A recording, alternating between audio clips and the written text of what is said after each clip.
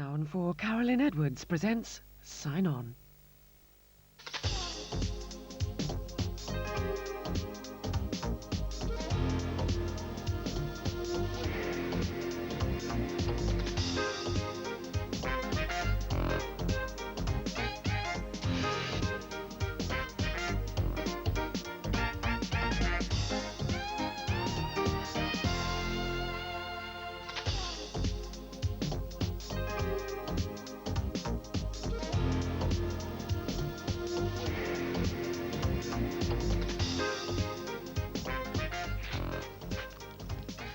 Deaf culture is changing, isn't it?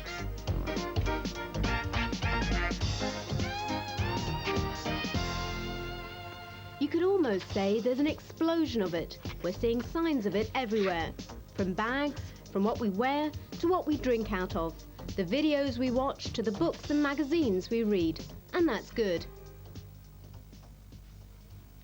It means that the deaf presence is much more open. We're showing deaf pride. Deaf awareness is spreading. Great. Like a lot of other minorities, black people, people with disabilities, gays and lesbians, we want the world to know we're here, and we want to do it as eye-catchingly and attractively as possible. So are we doing it well enough? Are we learning the lessons of the popular culture all around us, which create images that are immediately recognizable, that strike you between the eyes?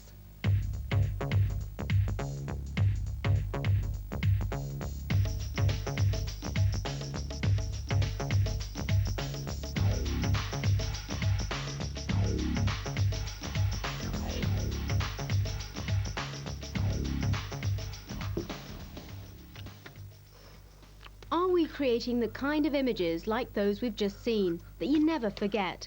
We want to do the same, so that people recognise our deaf identity. During the next half hour, we'll be meeting some of the people who believe deaf people can make that kind of impact.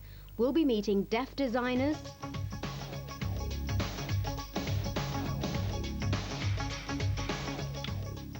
the people who make deaf magazines,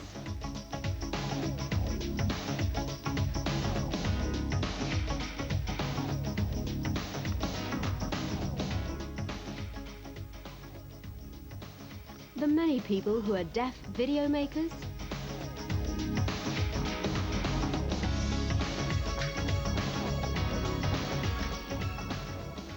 and an interview with our very own deaf vampire.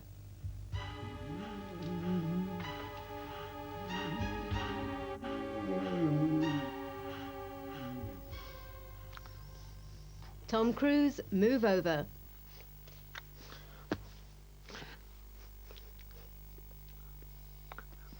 We begin our investigation of how deaf culture is learning from pop culture in order to become more popular in a pretty cottage in rural Cheshire.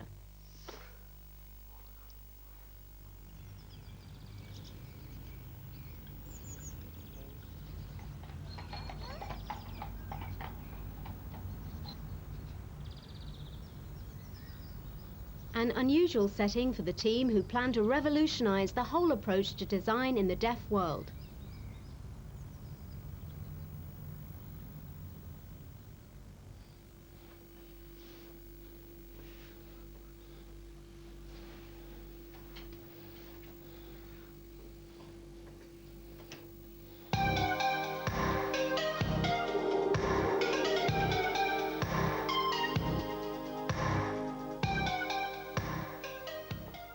When I went to Blackpool, I saw T-shirts designed by hearing people.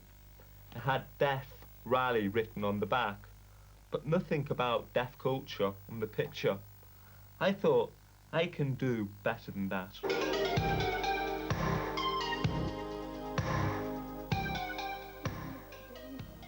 We're thinking of developing something using famous deaf people, like, for example, Rachel Bastica, and also deaf people from both past and present, in some pop art form.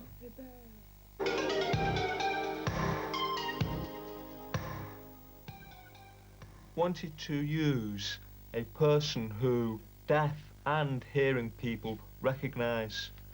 I thought Spock was a good character because he used sign language. Frankenstein is a good because recognised in deaf world and hearing world. He had problems integrating, so I thought, good idea for the deaf culture.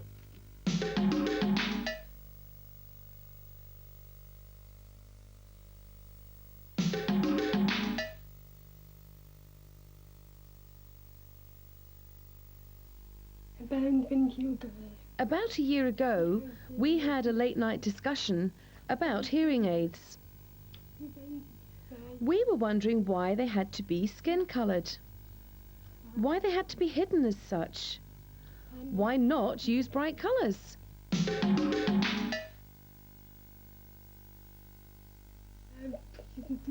Using bright colours portrays a positive image of deaf people. It's eye-catching and cheerful. I like the use of loud colours.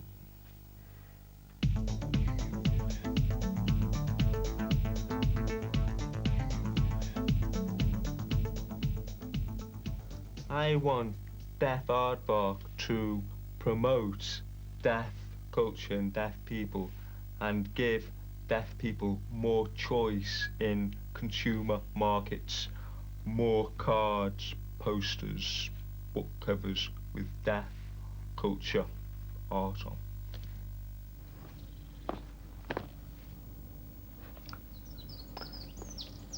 While Isabel and Gareth pursue their designs to incorporate pop art into deaf culture, far away from this peaceful setting where all that's buzzing is Deaf Aardvark, I'm going to pop off to somewhere that's really buzzing.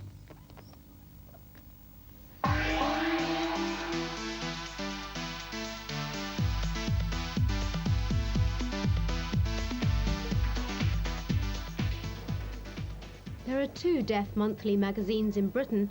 One of them is produced here in London, and in February for 1 month it was on sale for a trial period in 18 branches of well-known newsagents, including the one here at Euston Station.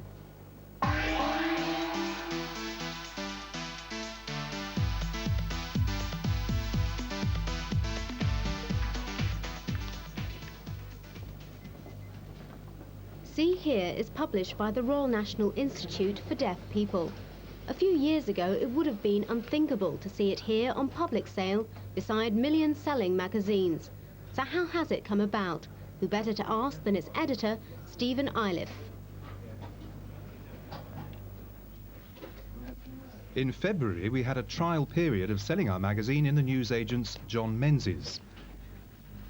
The reason being that most of our readers have some contact with the RNID, but remember, out there are 7.5 million people, mostly hard of hearing, who never have any contact with the charity. So through the shops, we're trying to access them.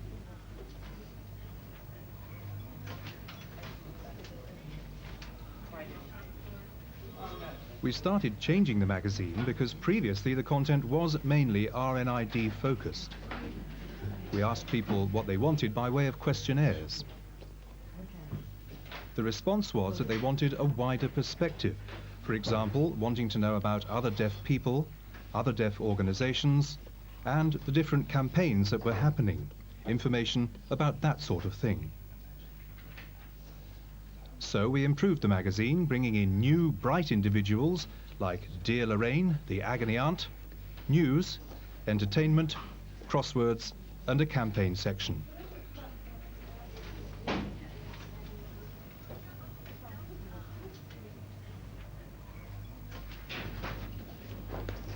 It's taken 5 years. The media section has worked hard to expand the magazine and add more to it. More pages, more colour, and more information to try to reach our new audience. We strongly believe that deaf people should have the same choice and the same quality as with the hearing magazines that are out there.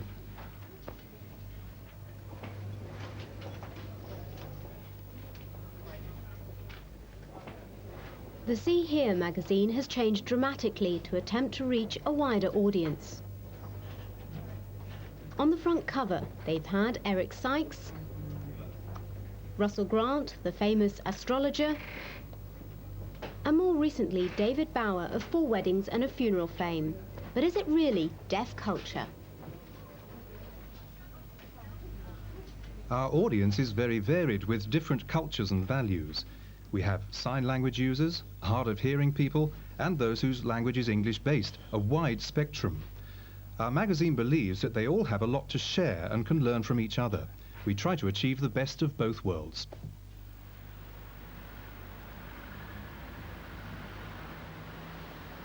The British Deaf News is published from the headquarters of the BDA here in Carlisle. Now, I don't want to upset anybody, but it has been questioned as to why a national deaf organisation with responsibilities for deaf culture among other things is based in Carlisle. To be honest, it hardly looks like a hotbed of popular culture either.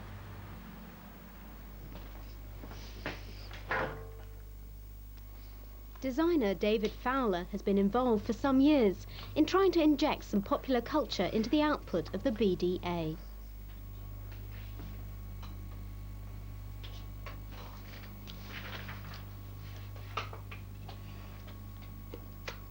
In the past, the magazine was published in black and white, which wasn't exactly eye-catching. We've since added colour, which we're hoping to make more use of, and also photographs, which make it much more attractive, as you can see, much more eye-catching.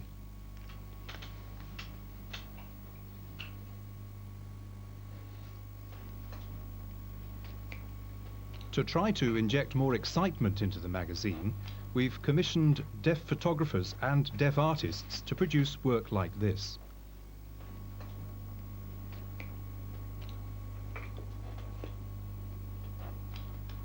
We have to look at popular magazines to see what new and innovative ideas they may have, like this. One magazine, Hello, makes great use of photographs, and we can adapt that idea into deaf culture, like this.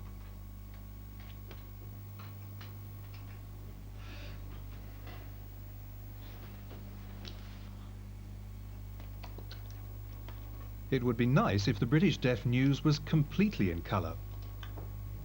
Also, if we could alter the front cover, as we've seen, we could design it to make it more appealing. The use of more photographs, like in Hello, would be great.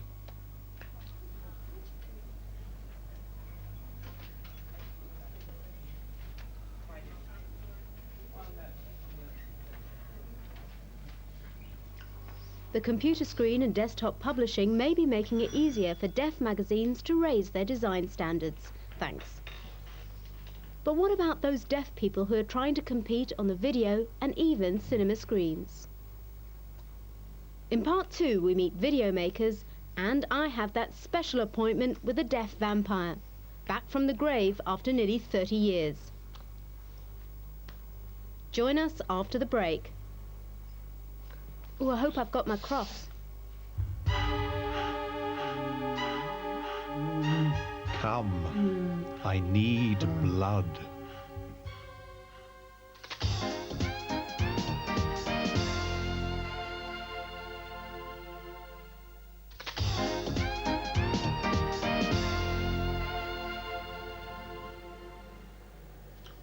Films and television are the most powerful media in the field of popular culture.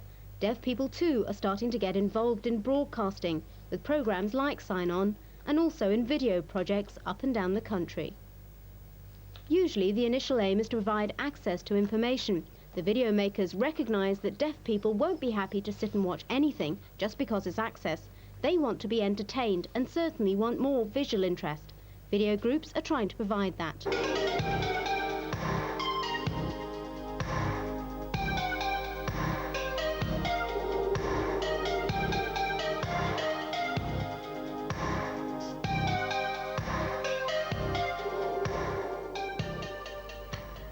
The biggest of these deaf video units is the London Deaf Access Project, which is run by deaf people themselves and comes under the umbrella of the BDA.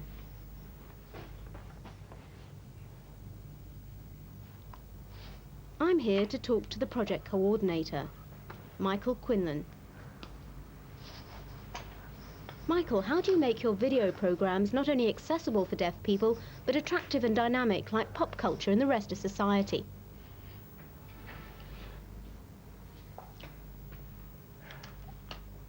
Well, for example, the School Leavers video that we made, we tried to look at the kind of scripting used for children on television and from video, and we liked the look of characters popping on and off the screen at different angles.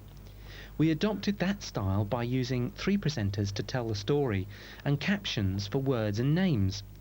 Lots of deaf people really liked it, and that was an idea taken from a hearing video.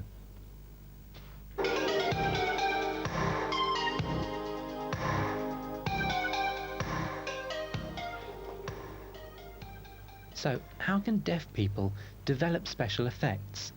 Well, we need deaf people skilled in camera work and designers, and they need to get together to develop ideas that have come from the deaf community. It can work if they get together and share ideas. In the past, it's been individuals that have tried. Just think how much more successful it will be if people join forces. Hopefully, we'll see the evidence of this in the next 5 years.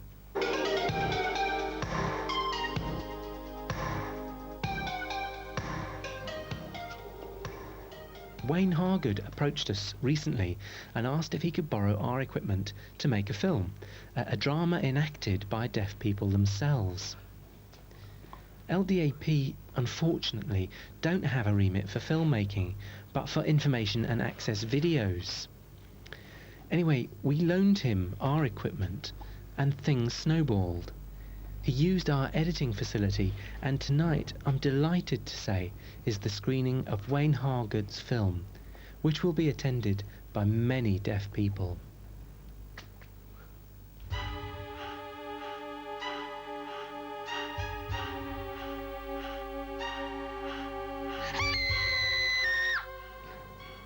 Night Stalkers is in the middle of a national tour of deaf clubs, centres and other venues. People are queuing up to see a feature film that is deaf from start to finish in every way. I'm investigating the murder of a woman found this morning.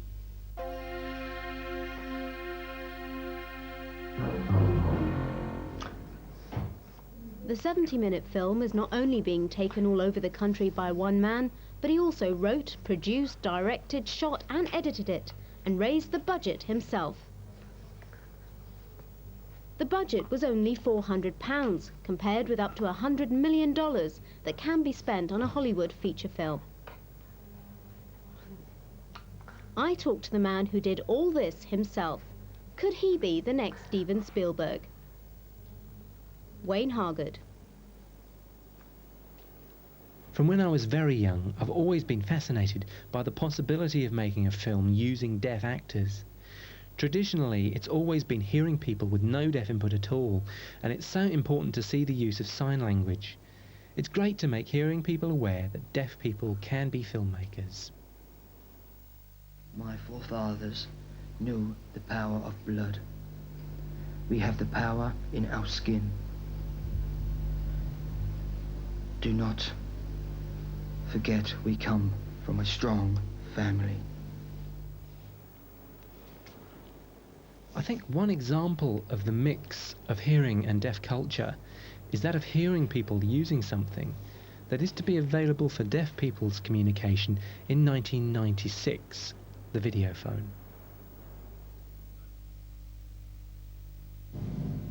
Hello, Adam. Oh, hi. Joanne. She wasn't killed by an animal. The murderer used a knife and took her skin. Are you sure? My plans for the future are to make more deaf feature films, and hopefully one day there will be recognition for deaf directors and producers. Let's make hearing people aware that yes, deaf people can make films.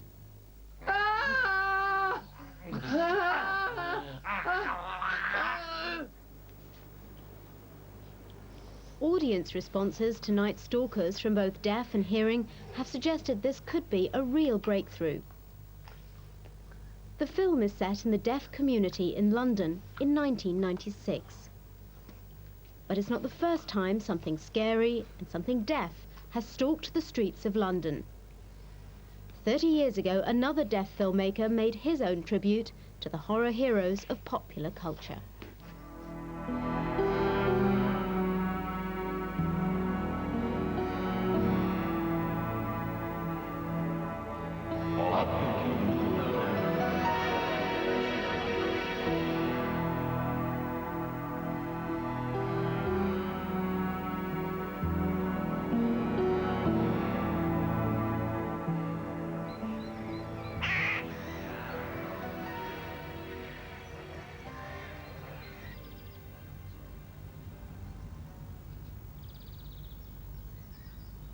This quiet terrace in South London is the location where Dracula carried out his reign of terror all those years ago.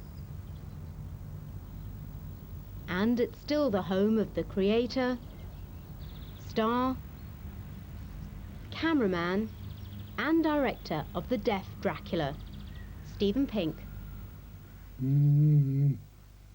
I used to love watching Christopher Lee. I liked his acting. I made mine different because I felt his storyline was a bit difficult. It was shot for hearing people. I included gangsters into my plot. It was more suitable for deaf people. It was good fun.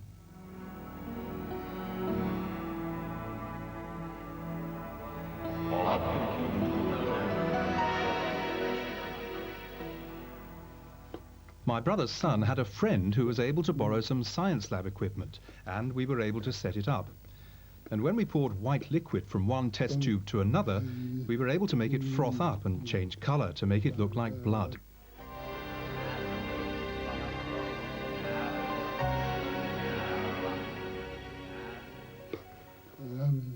Now, how we got the effect of the flying bat was like this. One of my friends got a long pole and hooked the bat onto the end of it. When it was time for the bat to come into shot, he would wave it about on the end of this pole.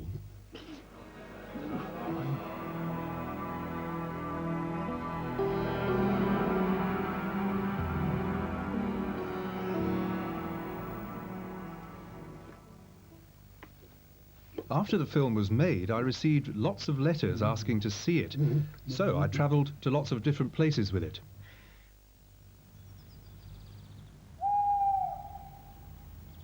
The Return of Dracula had only 18 showings between 1967 and 1978.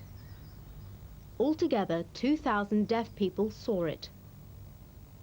The biggest audience was on October the 18th, 1969, when 300 people crammed into Coventry Deaf Club.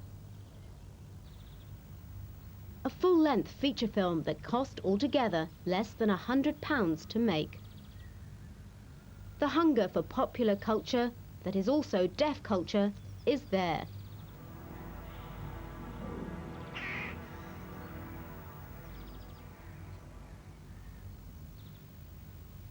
The difference between this house and the Hammer House of Horror, between Steven Pink and Steven Spielberg, may be measurable in millions of pounds or dollars, in potential audiences of millions. But the talent has always been there in the deaf community to produce memorable and popular work. The challenge now is to make sure that the talent gets the support and resources it needs to seize the opportunity.